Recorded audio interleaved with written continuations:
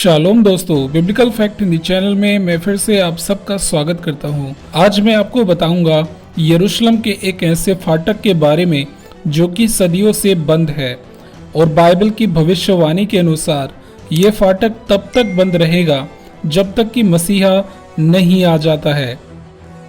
इस फाटक को गोल्डन गेट के नाम से जाना जाता है।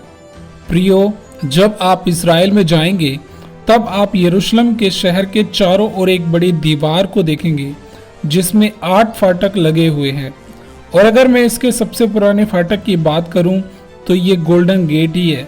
बाइबल में इसे पूर्वी फाटक के नाम से भी जाना जाता है। जैसा कि आप स्क्रीन पर देख सकते हैं, ये अभी भी बंद है।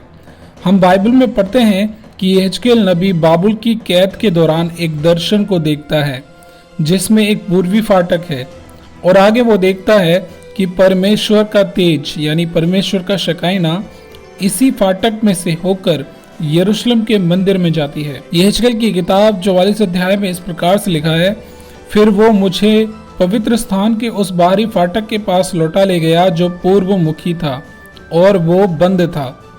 तब यहोवा ने मुझसे कहा, ये फाटक बंद रहे और खोला ना जाए, कोई इससे होकर भीतर जाने न पाए, क्योंकि इज़राइल का परमेश्वर यहोवा इससे होकर भीतर आया है, इस कारण ये बंद रहे। दोस्तों, यहेजकेल नबी ने जब ये दर्शन देखा था उस समय यरूशलेम का कोई मंदिर नहीं था, क्योंकि बाबुल के राजा नबूकदनेस्सर ने यरूशलेम के मंदिर और उसकी शहरपनाह को तोड़ दिया था।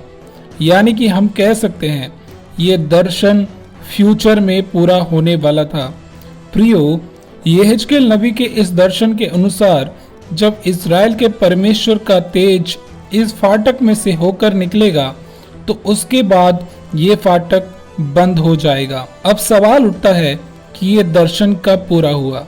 तो दोस्तों, मैं आपको बताना चाहता हूँ कि बाइबल की भविष्यवाणी ये उस समय पूरी हुई जब 30 एडी में यीशु मसीह लादू के एक बच्चे पर बैठकर यरूशलेम के मंदिर में एंटर करते हैं। और मेरे प्रियो, मैं आपको बताना चाहता हूँ कि उस समय मंदिर में प्रवेश करने का जो मुख्य फाटक था वो यही पूर्वी फाटक था। यानी कि यीशु ने उसी फाटक में से होकर प्रवेश किया जिसे यहेजकेल नबी ने अपने दर्शन में देखा था। दोस्तों, आगे हम ये भी देखते हैं कि यीशु मसीह इज़राइल में तो आए लेकिन उसके अपनों ने उसे स्वीकार नहीं किया। इसलिए यीशु मसीह कहते हैं, हे यरूशलेम, हे यरूशलेम, तू जो भविष्यद्वक्ताओं को मार डालती है और जो तेरे पास भेजे गए उन्हें पत्थरवाह करती है, कितनी बार मैंने ये चाहा, जैसे मुर्गी अपने बच्चों को अपने पंखों के नीचे इकट्ठा करती है वैसे ही मैं भी तेरे बालकों को इकट्ठा करूं, परंतु तूने ये ना चाहा। देखो, तुम्हारा घर तुम्हारे लिए उजाड़ छोड़ा जाता है और मैं तुमसे कहता हूँ, जब तक तुम ना कहोगे कि धन्य है जो प्रभु के नाम से आता है, तब तक तुम मुझे फिर कभी न देखोगे। मसीहा की यह भविष्यवाणी उसके मृत्यु के 40 साल बाद पूरी हुई, यानी कि 70 एडी में, क्योंकि 70 एडी में रोम के राजा टाइटस ने इज़राइल पर चढ़ाई कर यरूशलेम के मंदिर और उसकी शहरपनाह को नष्ट कर दिया था। फिर उसके लंबे समय बाद सन 1514 में मुस्लिम शासक ओटोमन सुलेमान ने इसी जगह पर फिर से एक फाटक को दोबारा बनाया और फिर से उसे बंद कर दिया। और उसने इस फाटक के सामने कब्रों को भी बना दिया, ये सोचकर कि जब इज़राइल का मसीहा आएगा तो वो खुद को यहाँ से चलकर अशुद्ध नहीं करेगा। ऐसा करके वो मसीह को रोकना चाहता था। दोस्तों, अनजाने में ही सही, लेकिन इस फाटक को बंद करके वो यहेजकेल नबी की भविष्यवाणी को पूरा कर रहा था, क्योंकि इस फाटक को तब तक बंद रहना है जब तक कि मसीह खुद नहीं आ जाता है, और जब मसीह आएगा तब वो इस फाटक को खोल देगा। हालांकि इतिहास में से बहुत सारे लोग हुए हैं जिन्होंने इस फाटक को खोलने की बहुत कोशिश की, लेकिन कोई भी इसमें कामयाब नहीं हो पाया। जैसे कि सन 1917 में यरूशलेम पर मुस्लिम लोगों का कब्जा था, और जब इस फाटक को वो तोड़ने के लिए आगे बढ़ते हैं, उसी समय ब्रिटेन के लीडर एलन बाय ने उन्हें रोक दिया था और पूरे यरूशलेम को अपने कब्जे में ले लिया था और उन सबको वहां से भगा दिया था। दूसरी बात, सन 1967 में जब इसराइल के मुस्लिम देशों के साथ वॉर हुआ था, यानी कि इस वॉर को जून डे वॉर भी कहते हैं, तब इसराइल के कुछ सैनिकों ने इस फाटक को तोड़ना चाहा जिससे वो अपने दुश्मनों को पकड़ सकें।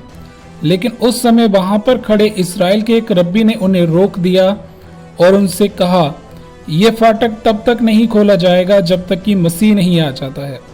इसलिए दोस्तों, आज भी ये बंद है।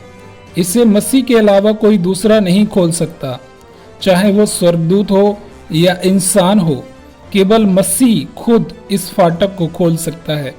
इसलिए प्रकाशित वाक्य की किताब में हम इस प्रकार पढ़ते हैं, और फिलाडेल्फिया की कलीसिया के दूत को ये लिख कि जो पवित्र और सत्य है और जो दाऊद की कुंजी रखता है, जिसके खोले हुए को कोई बंद नहीं कर सकता और बंद किए हुए को कोई खोल नहीं सकता। इसलिए दाऊद ने भी अपनी आत्मा में इस बात की भविष्यवाणी की कि जब मसीह राजाओं के राजा के रूप में दोबारा आएगा तब ये फाटक खुल जाएगा, जैसा कि लिखा हुआ है, हे फाटकों अपने सिर ऊंचा करो, हे सनातन के द्वारों ऊंचे हो जाओ, क्योंकि प्रतापी राजा प्रवेश करेगा। वो प्रतापी राजा कौन है? परमेश्वर जो सामर्थी और पराक्रमी है, परमेश्वर जो युद्ध में पराक्रमी है। हे फाटकों अपने सिर ऊंचा करो, हे सनातन के द्वारों तुम भी खुल जाओ, क्योंकि प्रतापी राजा प्रवेश करेगा। वो प्रतापी राजा कौन है? सेनाओं का यहोवा वही प्रतापी राजा है। तो दोस्तों, उम्मीद करते हैं आज की ये वीडियो आपकी उन्नति का कारण होगी। तो मिलते हैं अगली वीडियो में। शालोम।